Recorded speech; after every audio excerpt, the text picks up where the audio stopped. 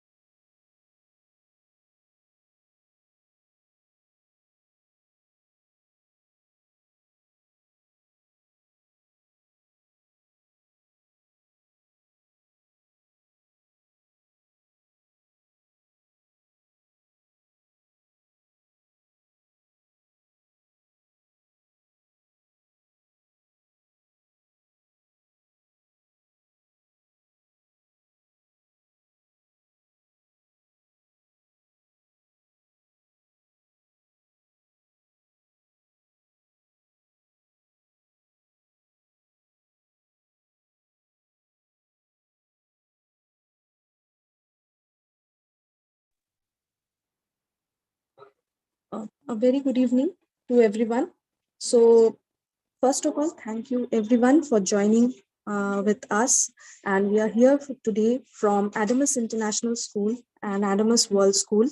So, on behalf of Adamus International School and Adamus World School, we are here today to have a discussion on uh, on a topic that is very much relevant to the present time. So, before we start going to our today's topic, and we have an honorable speaker here with us. Let us just know about the topic first before we start with today's discussion. So, coming to topic, um, today's topic, which is impact of COVID on the learning ecosystem of children and ways to overcome the same.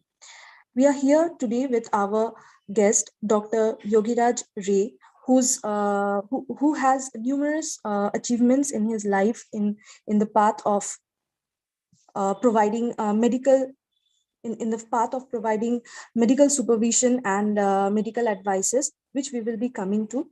Before that, I would just quickly like to ask our audiences to follow some of the webinar hygiene points, which is you are requested to kindly keep your audio on mute and video to be on or off as per the wavelength of your internet. There will be a question answer session after our guest speaker has our on with our guest speaker. So we will be having a question answer session at the end. Till then, if there is any query or any questions that you will be having, we are requesting you to please hold the question, and when we begin with our question answer session, only to ask your questions or queries at that time. And whenever you're having any questions that you want to ask in the question answer session, or any queries that you are having, please use the raise hand option in the chat box, or you can also write your queries or questions in the chat, which we will be forwarding to our guest speaker, Dr. Ray, who can then answer your queries. So before we start with today's topic, and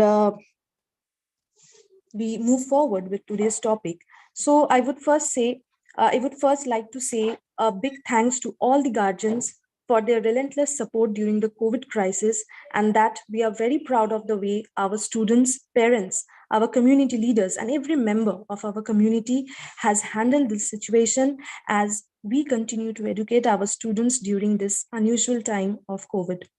As we are all aware that our schools are now opening up. They're opening up in a phased manner as per the protocols that the government is providing pertaining to COVID-19 situation. Let us reassure each one of you that while we are in the business of education, our first priority has always been our students and maintaining of all the social distancing practices, and all the more now empowering our students for the healthy living and lifestyle, especially during this time called the new normal. Which hereby brings us to our topic of discussion, which is impact of COVID on learning ecosystem of children and ways to overcome the same. Now, COVID has brought many changes in our day-to-day life. We have seen that our children, our students have quickly shifted to spending more time in front of the screens and like screens of the mobile phones and screen of the laptops and the computers than the blackboards. They are adapting to the virtual study materials more right now than any book or copies or any other uh, stationaries that are generally associated with the students. Now, these changes have brought about a significant shift in the physical and mental and digital well-being of the parents who are and like the parents definitely they have these things have brought about a change, but most importantly the changes have occurred in the lifestyle and the mindsets of our students and children. Now, these major changes, which has happened both in case of the parents and the students, they have brought about a shift in the mental setup and the lifestyles of our students. So there are many issues that have come around, and today this webinar has been organized so these issues can be addressed, and so that we can know how to overcome these issues as well. So before we put forward a small glimpse of our school facilities, I would take the opportunity to introduce our eminent speaker of this webinar. At this moment, we are having with us Dr. Yogiraj Ray. So Dr. Yogiraj Ray is an expert on AMR and antimicrobial stewardship and planning and implementation by WHO and COVID management by Government of West Bengal. So definitely in this webinar today, we will be having session with Dr. Ray. But before that, I would quickly like to take you on a small trip to get some glimpses of our school, that is Adamus International and Adamus World School. So just let me quickly take you to a quick tour of our schools before we start with Dr. Ray's session.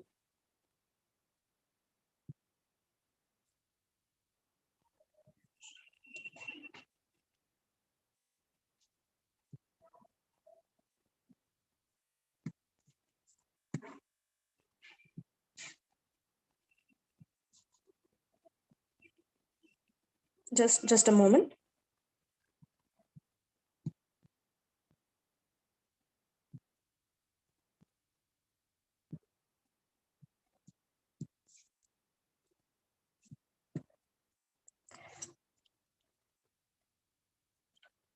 So, as many of you might already know, that Adamus International and Adamus World School is a part of the RISE group, the pedigree of RISE, and belongs to the pedigree of RISE group, which was founded in 1985 by Mr. Samit Ray and continues to provide quality training and education to the young, bright-eyed aspirants for government jobs. And this organization has proved to strike a balance between the academic orientation and the mainstream education system and the needs of the industry and government. So Adamus International and Adamus World School forms a part of the system of education that has been founded by RISE and continues from 1985. Now, there might be questions that why people are choosing us, our schools, Adamus and Adamus International and Adamus World School. Well, there are numerous, but just to mention some of the things, some of the main highlights are like our campus and our ambience, which is ergonomically designed, and also our eminent teaching staffs, the architecture of both the schools, the affordabilities, the different extracurricular activities, and the various developmental programs that takes place within the school premises. There are the transport facilities and as well the academic facilities that help in the student development, and of course the meal system that is followed in the schools to focus on the nutritional development and the needs of the children. So coming to our first school, which is Adamus International School, which is located in Belghoria. It is a day boarding school which is affiliated to ICSE and IGSCE. It is spread over a huge campus of 5 acres. This school, this Adamus International School, our school offers more than 18 extracurricular activities which focuses on the overall development of the children.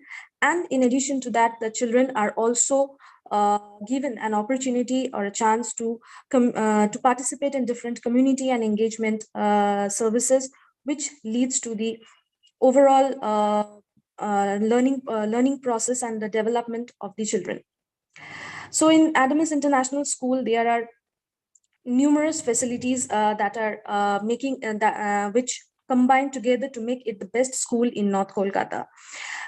Some of the highlights of our facilities are already on the screen that you can see. In addition to mention another thing, which is the affiliation with the Cambridge International Board, that is our affiliation of IGSCE. This is one of a kind in Kolkata, and also our school has been awarded by the British Council on the exemplary practices many a times. So about IGSE is basically the the Cambridge International Affiliation, and here students are provided with smart class facilities, high-speed computers, and separate laboratories, which add to their education level, particularly at the grade 11 and 12 level, through which in their future they can apply and go to study to the eminent names of education across the globe in eminent universities across the globe. There are several state-of-art facilities at the Adamus International School, consisting of the infrastructure and the academics and the day boarding facilities. To mention it again, day boarding facility is one of a kind of Adamus International in northern part of our city of Kolkata.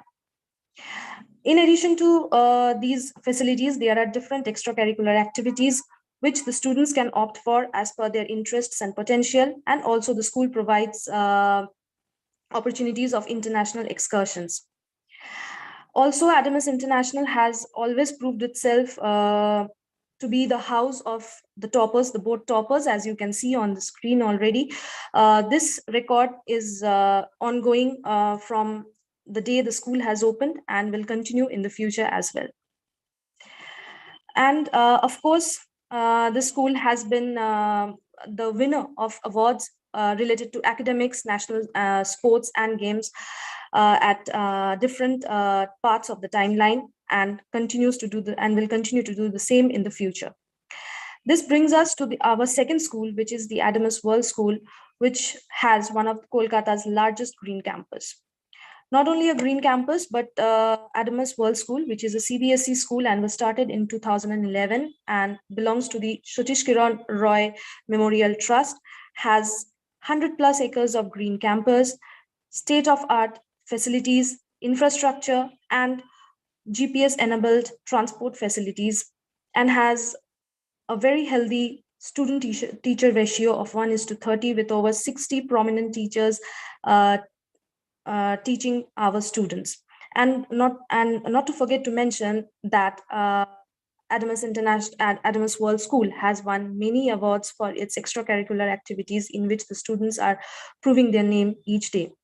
So as it is quite evident right now, like Adamus International, Adamus World School has also numerous facilities that help in the overall development of the child. As I have already mentioned, that Adamus World School is affiliated to CBSE, so definitely there are different aspects of the CBSE developmental program that is added to the day-to-day life of the students through their syllabus and the overall developmental resources that are provided at the school. To mention, Adamus World School has varied state-of-art facilities in terms of infrastructure, academics, and transportation within the school premises, and definitely has prominent and numerous extracurricular activities that provide a variety of options for the students to opt for as per their interests and potential.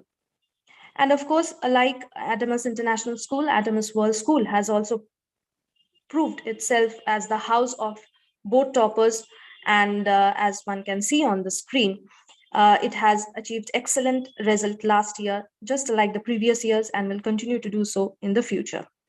And of course, Adamus World School has also won several awards pertaining to the environmental programs that are taken up by the students.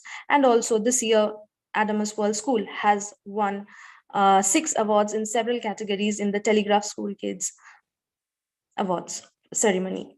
To mention it, in both of our schools, we take care of the safety measures of the students so that they can be back to the school campuses and free to do the class without any tension at the back of their mind. We take care of the security, safety, the medical facilities, and to mention the COVID care facilities as well. And Adamus World School and Adamus International School have successfully hosted vaccination camps for the students as well. In case you want to stay connected with us, which we feel you will, there are the several links of our website, of the online admission forms, of the assistant queries in case you are having any questions regarding the admission procedure. One can also have the infrastructure tour on our official on our official YouTube channels of Adamus World School and Adamus International School. So you can go to any of the links and visit any of the links to know more about our school and stay connected with us. And in case of admission queries, you can connect with our education counselors and get your queries answered too. So this brings us back to our topic of today's webinar, which is the impact of COVID on the learning ecosystem of the children. So not to delay anymore, I would request our eminent speaker and our guest for our today's webinar, Dr. Ray, to start with his session. Dr. Ray, first I would like to welcome you. Thank you. Thank you. Yeah, and sir, definitely I believe that there are numerous inputs that you will be sharing with us today. So I won't delay it anymore, and I'll hand it over to you. So, Dr. Yogiraj Ray. Thank you, ma'am. Apart from a doctor, I'm also a teacher, and I teach in postdoc students. So the ecosystem of learning has changed definitely over past 2 years, and in what we teach in the bedside and with chalk and talk, their bedside is changed with all the patients changed to COVID, and the chalk and talk, and there is no more chalk and talk. So we are missing that, and hopefully within a few months we all as a teacher we will get our past exposures of chalk and talk and learning trying to learn the things to our students by hands-on training. So at this time, probably the fearful COVID is over. I want to share my experience on COVID for last 2 years, and you can ask me any question on that time, that period, and also the future on the COVID. What I think I can discuss with you. So it's my pleasure to be here in a school of excellent success in past few years, and I have seen few students of mine also from this school. They are excellent.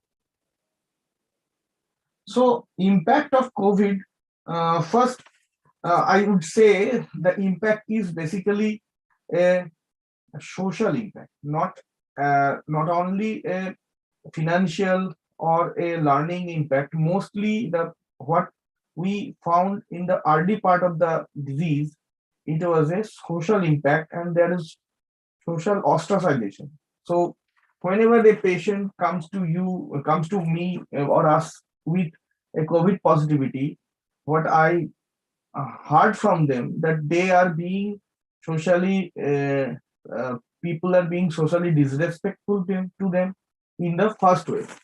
And with a time when COVID became very common in the society and every alternate family suffered from COVID, then uh, it became usual, as if it is a part of life. And now, after the Omicron or the third wave, COVID is hitting every family, knowingly or unknowingly. So after that, COVID will be our part of life, but will be assembled in our genetics. So uh, we tried to live without COVID initially, but now we are trying to live with COVID. So the ecosystem of learning has also changed, because when COVID started in the way back in 2020, early in the 2020, what we found that the government decided to do lockdown as per the norms by the various international health structures like WHO. They were fearful about the impact of the COVID, and so they decided to make lockdown. And the lockdown means you have to go home, and uh, you have to learn from home. So various methods of learning like e-learning and uh, mm, other coding, this kind of things became popularized by with time, and that is being continued till now. But luckily, we are in the field of COVID, and uh, we had the liberty to go outside every time, anytime, and our students, some of our students who are in our field, had the liberty of staying outside and staying with the patients where they learn. So luckily, we are not suffered much in our field. But rest of the medical science, say, or any other learning field, they have to shift from hands-on learning to e-learning. And uh, no, the novelty of the system is that the people try to make up these things, and they tried new softwares, new systems, new pedagogical theories have emerged, how to make sure that the students are learning properly. But what happened to the ecosystem of the disease? Initially, when we thought that COVID will be a very killer disease for all, even the children, with 3 or 4 months experience, we found that it is not like that. It's not like that, that the students or young age group are suffering a lot. But the explanation is not clear. But past 1.5 years, we have never faced a big trouble in managing pediatric age group or a age group of less than 20, and the death or say the admission among this population is very low, and it is usual or less than usual that we see normally. So as per the COVID is concerned, in the youngest age group, we can be sure that the disease of the COVID is not very serious in them. And apart from few difficult cases who had a definite comorbidity, that a child had major lung disease, suffering for heart disease or major neurological disease, or sometimes the child having some cancer or some different immunosuppressed condition. These are the child that are being will suffer from the difficult COVID situation. So apart from that, rest of the child, the COVID experience is not bad. What we as a medical professional, what we thought initially, that the impact will be very difficult in the children, because we don't have much children the ventilator or respiratory care facilities for the children, and we invested a lot. There are a lot of pediatric intensive care unit all over India, has been promoted and created by government and also in the private sector. But what happened in my hospital, currently I work in SSKM hospital, we have a 50 bedded intensive care unit for the pediatric age group, and um, last 1 year there has been only 4 or 5 admission in the whole 50 bedded ICU. For 1 year there are only 4 or 5 admissions, and most of them are actually due to non-COVID condition, because they suffered some injury or some uh, difficult to treat heart disease. They incidentally became COVID positive and came to our intensive care unit. So the experience in the COVID for this young age group is very good. And with time, what we learned, that the children who has not been tested for COVID, not much, but they actually suffered from COVID. Because if we see the family structure or family system of India, where a child stays with their parents and sometimes their grandparents, and these parents are actually going outside from the home for their livelihood or to run the usual uh, usual family course. They have to go outside from the house, and they brought the COVID to the family, and they spread the disease to their younger age group, that is their children, and also their older age group to their parents. So the grandparents and the child both had COVID, and with time, what we detected that the symptoms of the COVID is much more severe in the grandparents age group. So they got focused, and they have been tested and found to be positive. Some of them suffered from severe hypoxia, or their oxygen level became down with time, and they went to hospital. Some suffered death also. But the child who were the younger population of the community had never suffered a lot, and most of the time we failed to understand the reasoning, but the whole world have same experience, that the child had never had some severe manifestation, only few sneezing or cough or few days fever that recovered of its own. So most of the family member thought our child is not having any COVID, and they had not tested. So the testing in the younger age group is very low. So our yield is very low. And what we thought initially, that the COVID is not happening in the childhood, in the child age group, children age group, but it is not like that. And there are a lot of studies and where we tested the blood of the children for antibodies, and found very high titer antibody against coronavirus. So what revealed is that the child suffered equally of the as same as their grandparents or parents. So already there is a natural infection of the children, and uh, these natural infection make sure that in further waves the child will be prevented from severe disease, apart from their usual immunity to the severe disease of coronavirus. So uh, another point is that government started giving vaccination to the younger age group population. So your school also has done the same way, that you started giving vaccines to your students, that age group recommended as per the government of India.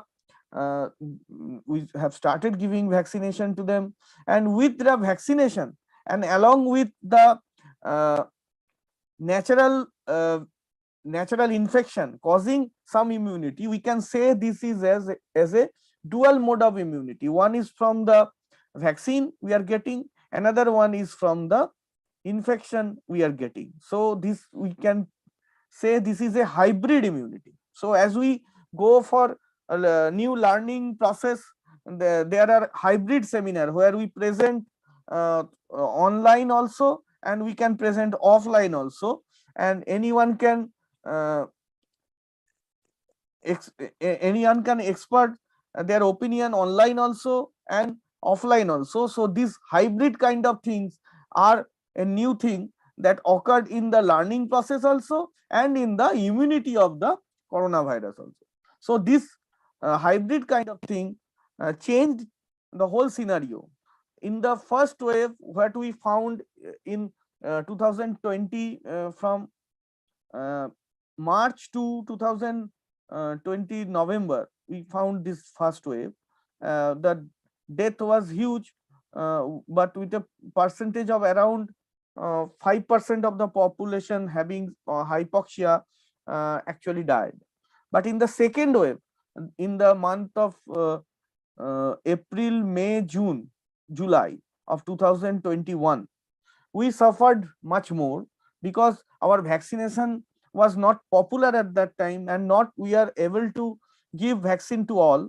So the vaccine was not available at very huge number. So the second wave started at that time, and in a population where they are not exposed to the uh, corona, lot of people are not exposed to actually in the first wave, and also because we are going for lockdown for a long time, so people are not infected by the virus in the first wave, lot of number of people, and nor they got vaccination. So there was no chance of giving any hybrid or any kind of immunity to the population. So huge number of cases occurred, and the death was around uh, 8 8 to 9% in the uh, hypoxic population, where the oxygen level was below 95 and the all people required oxygenation. The death was much higher. And as lot of population, lot of people started having low oxygen pressure, so we needed huge number of beds, and the beds were not much available at that time. You know, you all, we all suffered some of our near one actually succumb at that time. And suddenly the wave stopped. How the wave stopped? Because the it spread to the population and caused some kind of immunity. And also our vaccination was very well done by the government, be it state government or in central government. Everyone was going for vaccination, and people are giving long queue. And with this time we stopped the second wave. With the experience of second wave, we became very frightened that another wave may finish the whole civilization. But with time, what we found, that the virus is actually weakened.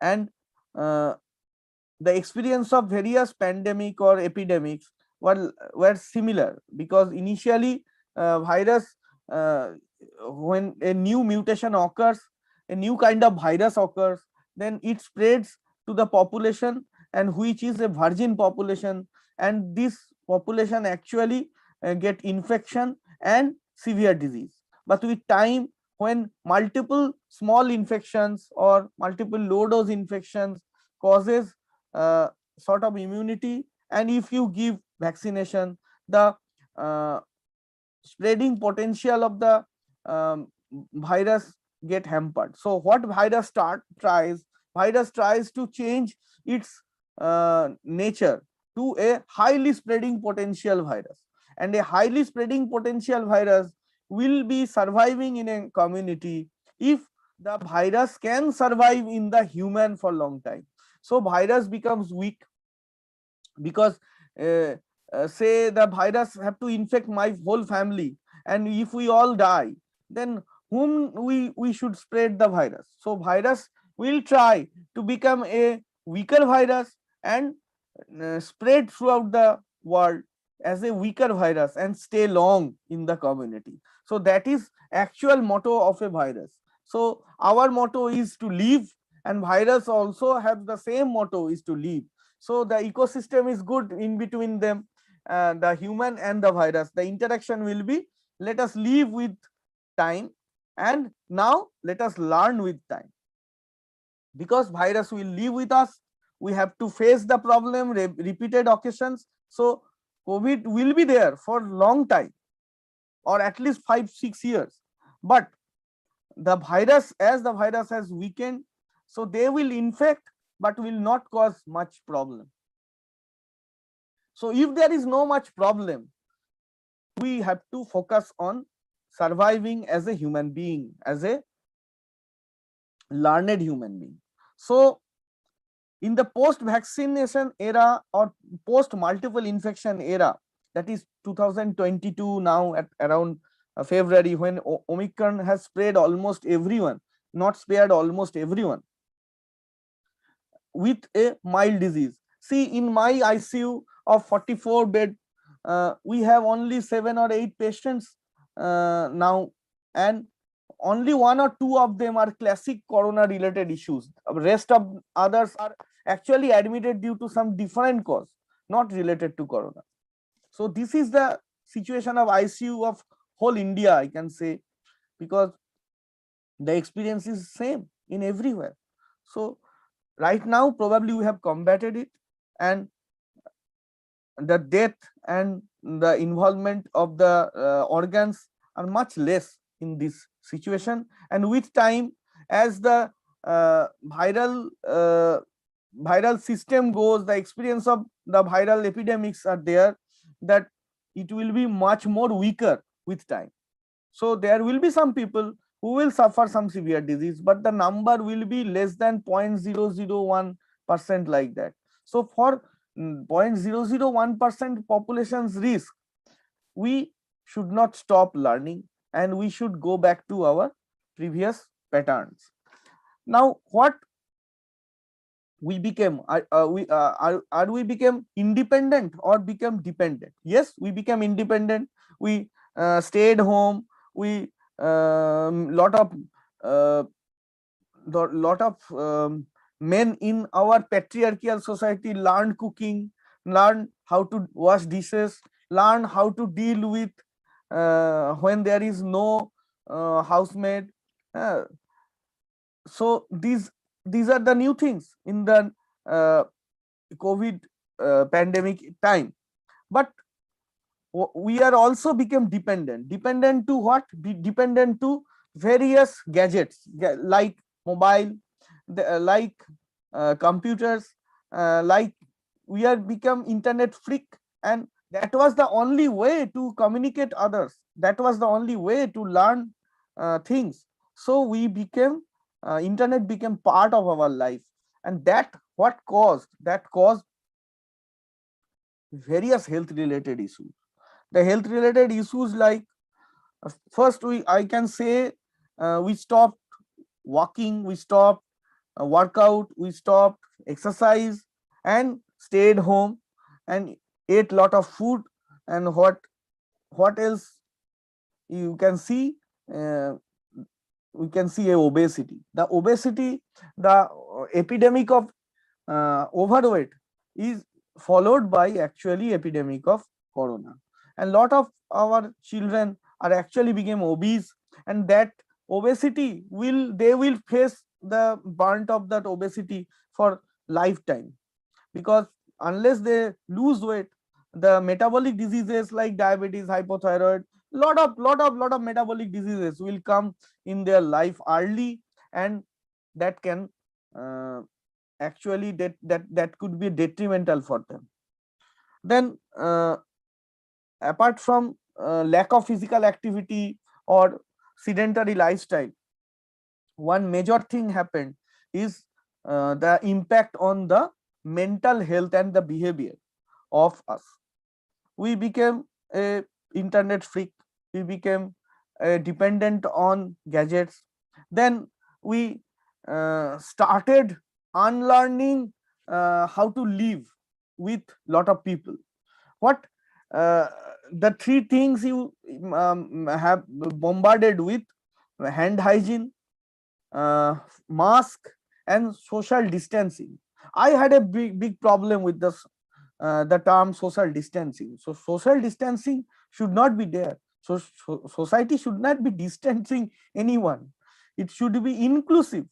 And in a country of 150 crores population, should we afford social distancing? We can't afford. So we have to live with the people who sells potato, who sells who runs daily for daily wages, who gets into the crowded local train. We have to live with them, and we are part of that ecosystem. So we actually avoided this population, and with the time, when we'll come back to this again, we'll have problem.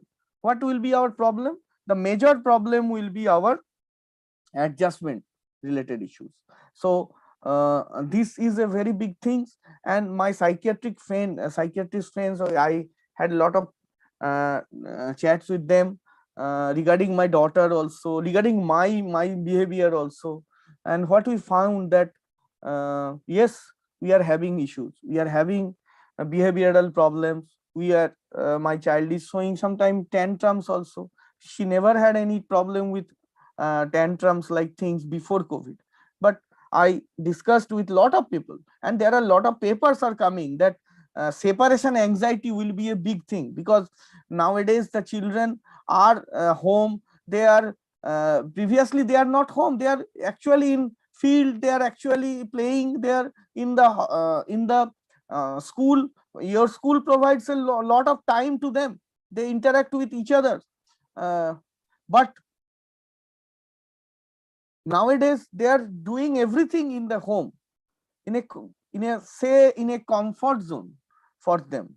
But with time, when they will get back to their school and face the school, they will definitely have problems of behavioral issues, and also separation anxiety and separation fear from the home, because they are actually they were not homesick, but this situation has made the thing that they expect that his or her mother will bring them water during classes.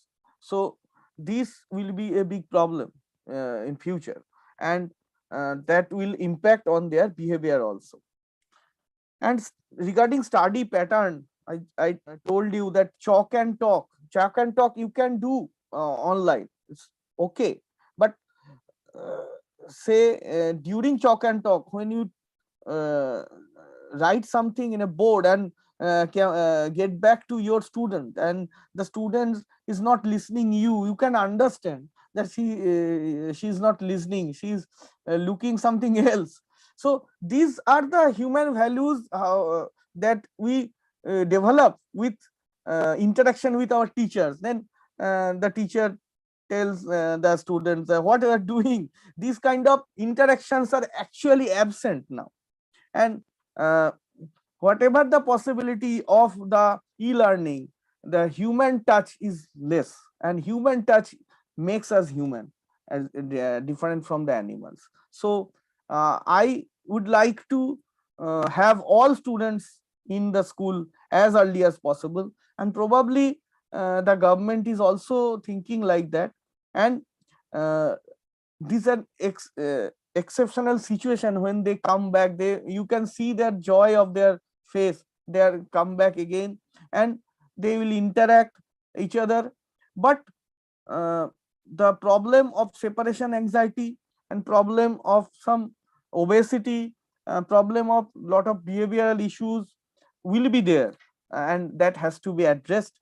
And we don't know how to address now, but it is another epidemic will come in next future, near future. So you have to understand uh, these issues. Now online system made us excellent in the computers. Some have learned lot of things in the computers, but they also made us uh, societally in I say avoidable. So we are avoiding uh, gathering, but with time we actually need gathering.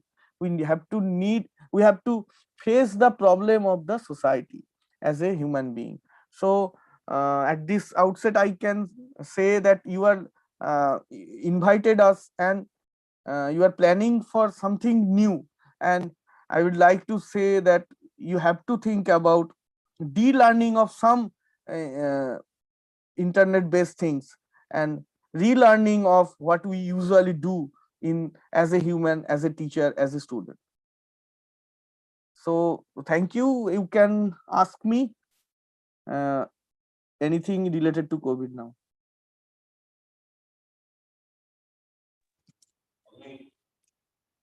First of all, I would like to thank you, Dr. Yogiraj Ray, for this wonderful session. You presented us with examples and situations that most of us are facing right now in their homes with our children, because, of course, schools are opening in a phased manner.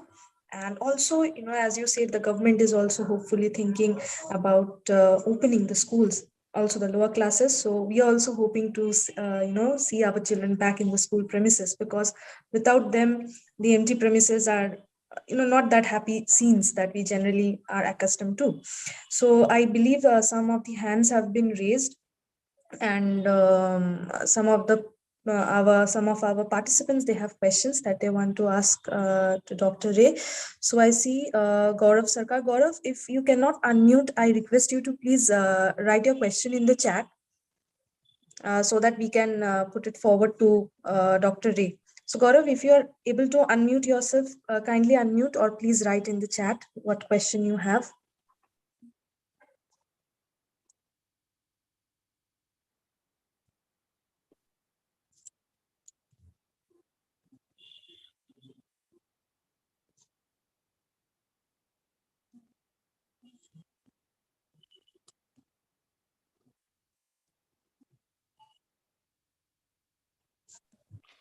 Hi, Dr. Yogias. Thanks for your valuable information. And my question is here, so if any student get infected at the time of schooling, then what should be the mitigation plan of schools or the parents for that situation? Thank you, sir. Actually, this is uh, with time, COVID has becoming a flu-like thing.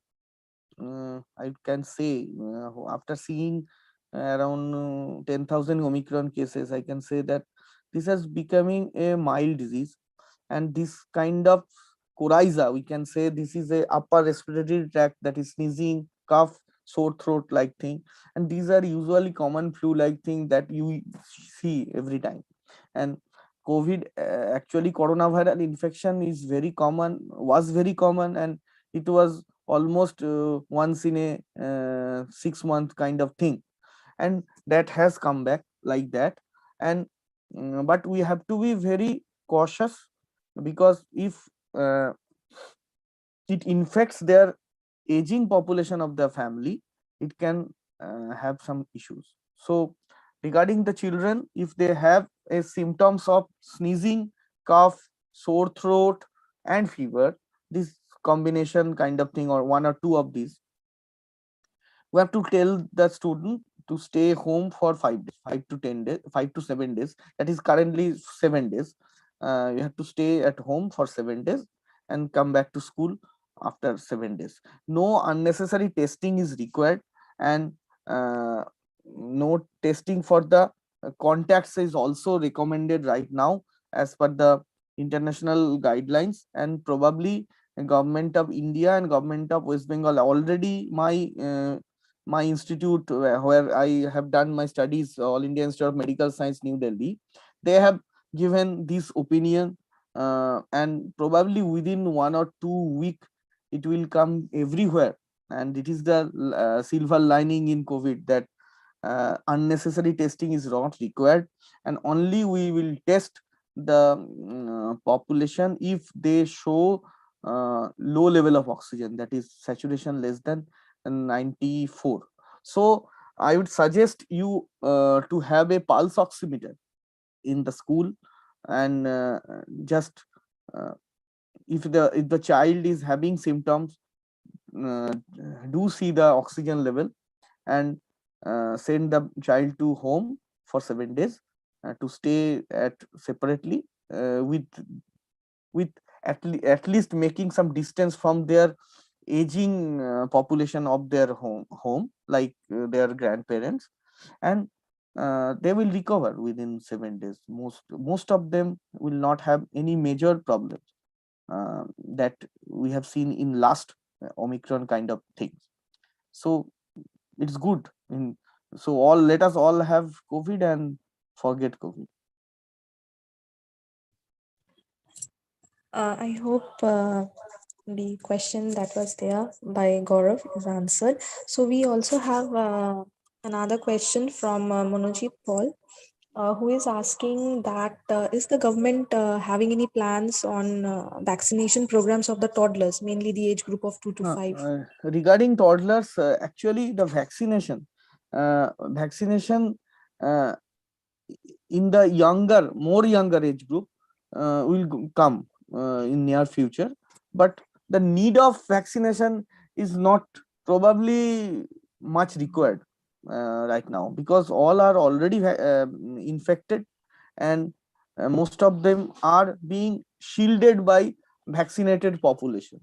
So the chance of severe disease in the toddler age group is very low.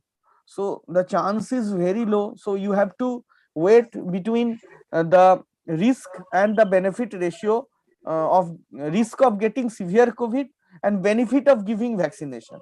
In this calculation what we do in medical science, it is not much advantageous to give all vaccination to 2 to 5 years population. So probably it may not come also. Probably it may not come also. If the COVID situation is not that dreadful, or no death is not happening due to by virtue of directly due to COVID, then there is no need of vaccination also. So regarding vaccination of younger 2 to 5 years, government will probably rethink. But before Omicron, they were thinking to start vaccination of this population. But Omicron wave came in the month of December, and it also almost involved whole country within 1.5 months, and the result is that the severe disease is much less, much less. So younger population 2 to 5 years will be much more less, so giving vaccination in this population may not be required. So this is something really hopeful that our younger generations would be saved thanks to Omicron. So it has been, as Dr. Ray said, that it is a moon in disguise actually that has come. So I think there is a next question from Mr. Arijit. I would like to ask him to unmute himself and ask the question that he wants to ask.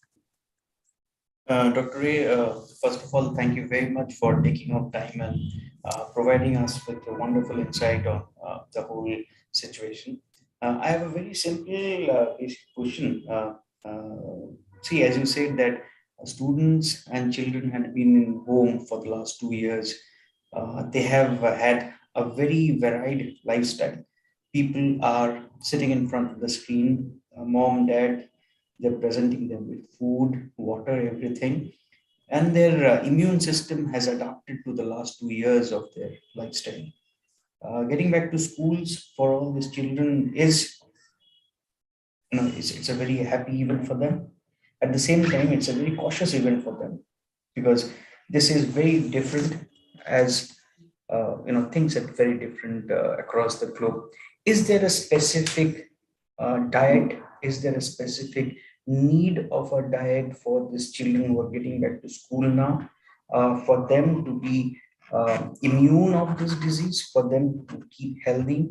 Or is there something specific that parents would or should keep in mind before sending the child, or getting them back to the normal, which is the pre-COVID situation? So, what is your advice on that to all the parents, basically? See, healthy diet means what we used to eat before 1970, 1980 is the healthy diet. So then came fast food, then came pizza, then came other things, and the healthy diet concept has changed. So with time, when the children are inside home for past 2 years, and Swiggies are also there, they are not closed. So probably these children actually had experience of lot of fast food, and that will be a big problem when we give them their grandmother's food. And I'd like to say that healthy diet means everything natural, everything uh, from the what we eat usually for long time, like vegetables, like freshly cut uh, fruits, like milk. These are actually like egg. These are like healthy diet, and less fried things. These are actually healthy diet, but the lifestyle modification of these children probably had a lot of experience of uh, fast food, and it will be very difficult to get them back to the track.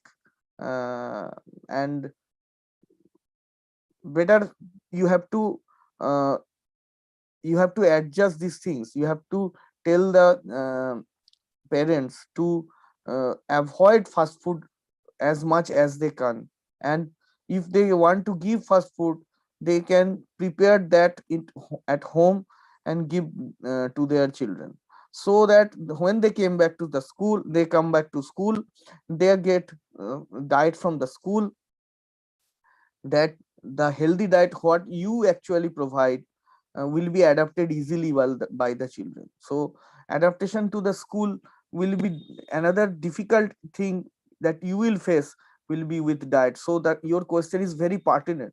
So how can to deal with that? So better unlock our bad food habits from home to this child, and so that these children when come back to school get a healthy diet that you can provide. So regarding immunity, every healthy food has and has a chance of giving equal immunity to all kind of diseases. So there is no special food that can give you uh, better immunity, except we should avoid fast food and highly fried things. These two things are actually avoided, and a lot of exercise along with our grandmother kind of diet is actually a healthy thing.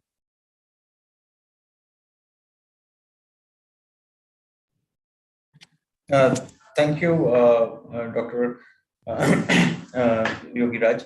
And just an extension of my question.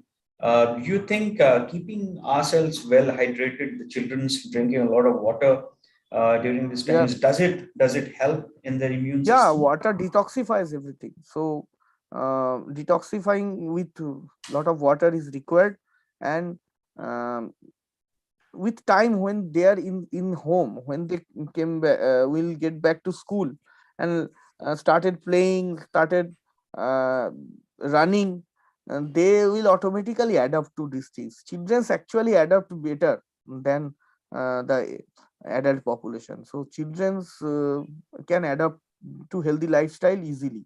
So I think it will be much more difficult when for a parent who is actually working on say in a IT sector for 12 hours, 16 hours in front of a laptop. When they get back to their office, normalization will be much more difficult than these children. So we all are in better place. Sure, thanks so much.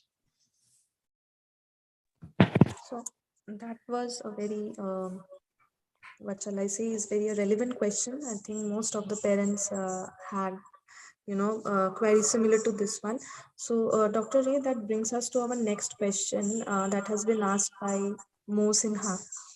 So she asks that since the schools are opening now, so there's a chance that preschools can also reopen very soon, and the preschools, they have very young children going to this preschool. So, uh, is it safe for these young children to come in close contact with each other?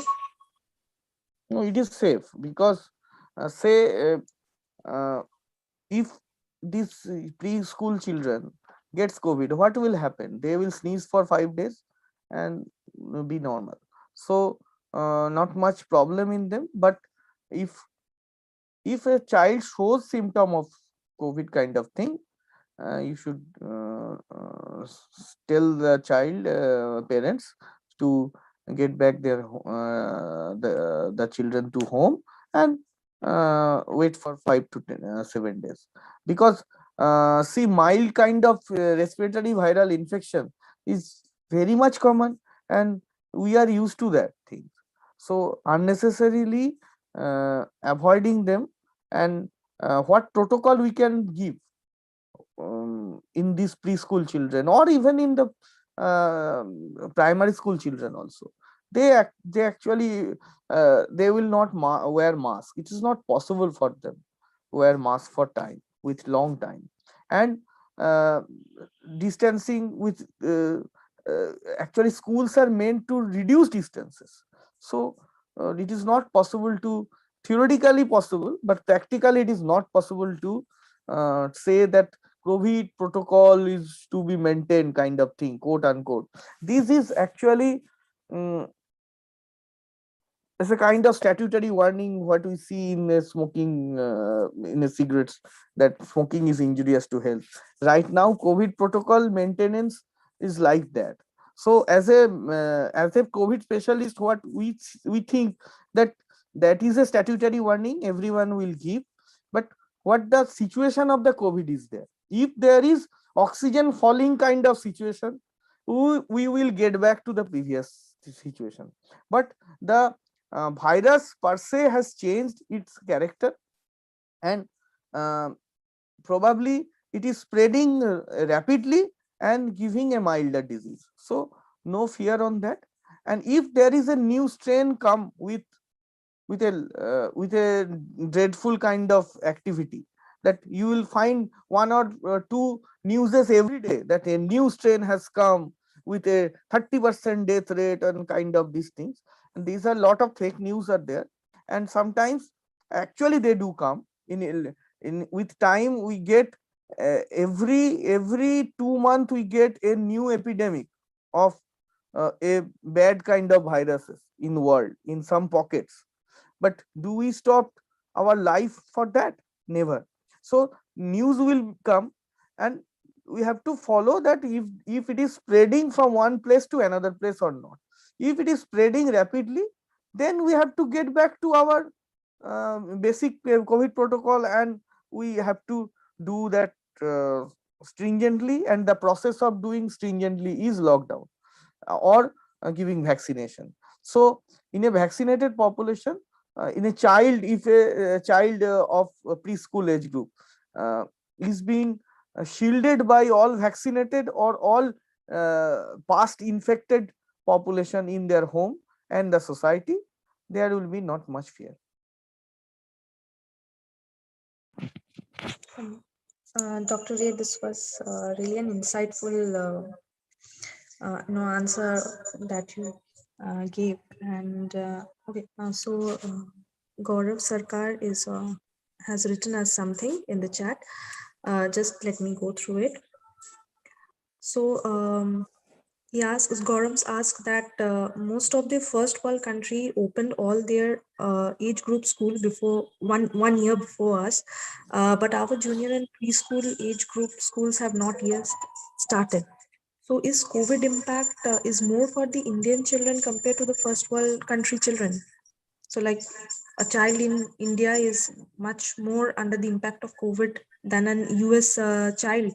Uh, and is this the reason that we are not being able to open schools and have a normal life? See, this opening of school is not dependent on medical decision. Doing a lockdown, bringing everything halt, is not a decision made by the doctors. Actually, these are uh, decision made by the our administrators. The administrators, you understand who are the administrators. So if the administrator thinks that, well, we can stop the schools and be administrator for lifetime, then they will administrate like that. But if the administrator thinks that, yes, the school opens, and if a few boys or girls gets COVID and they get sick, we have hospitals, we can save them, and also we should try our best to give them best education, then I think the second one is the best choice. So decision of opening everything is actually a decision made by the administrators and the politicians, not by us. We always recommended to start schools, and uh, we have huge number of pediatric beds. They are actually empty. We have never seen at least 10 patients in a pediatric COVID ward. So COVID is less severe in the children. This is a fact. This is not something out of the box things. So government should start start schools. um, Probably you had a video actually posted by education department in a month of January. I was also part of that, and I discussed that with the health of the educational officials. They are also agreeing. But see, when a new wave comes, everything gets stuck. A new wave comes, the administrator thinks that let the wave goes away, and, and we are becoming too protective to our children. I think everyone is special, but not much special. We should not treat every child as very special child. They are actually part of India, and they will face every problem that all Indians face. It is the way we should think. And probably the government is going to start everything, because they are also in pressure to start that also. A lot of people like you are actually giving pressing the government for opening everything, and we are also pressing. Let us hope for the best. Absolutely, Dr. Ray. Let us hope that everything goes back to normal as soon as possible and in the most positive way. So, we also have another question. I believe that. Okay, so this has been asked by Shomo Khotok, who asks that as Dr. Arun Singh has said that mask is not necessary for children below 5 years of age. So Shomo here asks, what is your opinion regarding this, Dr. Ray? Yeah, the mask is actually not necessary below 5 because they don't generate aerosols, and the amount of aerosol generated by them is very much less, and that cannot cause a lot of disease in the population. And with time, uh, I can say that below 5 will not wear your mask also. So there is no point of talking on mask on this population. How you will force them to wear mask? So they will not wear mask. They will face the life and enjoy their life. Absolutely, absolutely, Dr. Ray. I believe Shomo Khotok he has his answer to this query. So to almost the end of our webinar, which was on the impact of COVID on the learning ecosystem of the children and the ways to overcome. And definitely, we addressed many issues. Dr. Ray pointed out many important points here during his session in the webinar, and there were queries from the parents, and that has been brilliantly answered by Dr. Ray. So we would like to thanks Dr. Ray for giving us his time and having this session with the parents and the students here. And also we would like to thank each of the participants here on behalf of Adamus schools. So thank you everyone. We hope that it was an insightful session, and of course there is our website, there is our social handles. At any time you can anyone can actually connect with us. So we hope that everyone would be having a wonderful weekend ahead. So thank you once again, Dr. Ray. Thank you, every participant. Thank you. Thank you. It's my pleasure to be with you. And the questions you made actually questions of mine also, and some of the answer I gave you will be answered in future with time. So thank you. Let us experience a back to our pre-COVID era. Thank you. Absolutely. Absolutely. Thank you, Dr. Ray. Thank you, everyone.